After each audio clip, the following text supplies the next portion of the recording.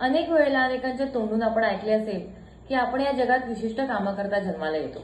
आपली उद्दिष्टे ठरलेली असतात, मात्र आपल्यापैकी बहुतांश लोकांना आपण का जन्माला आलो आहे हे पूर्ण वय निघून गेल्यावरही माहिती होत नाही. पण आपले आजचे संत जन्माला येण्यापूर्वी त्यांच्या जन्माला येण्याचं कारण त्यांच्या आईला ज्ञात. मथुराबाई 14 वर्षांची असताना त्यांच्या चेहऱ्यावरचे तेज बघून एका साधूने त्यांना तुझा तिसरा पुत्र अलौकिक लोक उद्गारक होईल असा आशीर्वाद दिला व सोमवारचे व्रत सोडू नको असे सांगितले. इंदूरच्या मथुराबाई यांचा विवाह नाशिकच्या मल्हारदादा रत्नपारखी यांच्याशी झाला. काही वर्षांनी त्यांना पुत्ररत्न प्राप्त झाले. त्यातील तिसरे पुत्र यांचा गुढीपाडव्याला जन्म झाला व त्याचे नाव माधव हे ठेवण्यात आले. माधवला शाळेचे फारसे आकर्षण नव्हते, पण एकदा शाळेतले चिपळूणकर मास्तर आजारी झाले असता माधवने चिकण मातीत तुळशीचा रस मिसळून औषध तयार केले व त्याने मास्तर बरे झाले. माधवच्या या कृतीने लोक चकित झाले व त्यांच्या दिव्यत्वाची प्रचिती लोकांना येऊ लागली. त्यांना ईश्वर आराधना करण्यात जास्त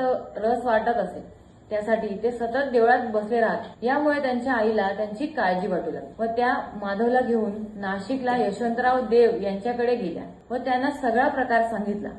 यावर देवांनी हा चित्रकूटच्या नाथ परंपरेच्या गादीचा मालक आहे असे सांगून चित्रकूटला नेण्यास सांगितले व तसा निरोपही त्यांना आला. चित्रकूटची नाथ संप्रदायाची गादी विठ्ठलनाथ महाराज यांच्यानंतर विश्वनाथ महाराज यांच्याकडे होती. मात्र त्यांच्या निधनानंतर 1 वर्ष ती गादी रिकामी. वर्षाच्या माधवची निवड झाली व बालयोगी म्हणून ते प्रसिद्ध झाले. यानंतर झाले माधवचे माधवनाथ महाराज. मठातील लोकांनी त्यांचे विचित्र वागणे बघून त्यांचे लग्न लावून देण्याचे ठरवले. हे कळताच माधवनाथ महाराज वेळ बघून तिथून पलायन करीत निघून गेले व तेथून पुढे 12 वर्षे तपश्चर्या केली. त्यातील पहिले 6 वर्ष आसेतू हिमालयात तीर्थयात्रा केली व पुढील 6 वर्षे त्यांनी हिमालयात कठोर तपश्चर्या केली. तिथून परतल्यानंतर ते काशी विश्वनाथ मंदिरात आले. काशी विश्वनाथ मंदिरात आले असता त्यांना करवीचे बाळकृष्ण बुवा यांनी ओळखले व चित्रकूटला परतण्याचा आग्रह केला. त्यांच्या विनंतीला मान देत महाराज येण्यास तयार झाले,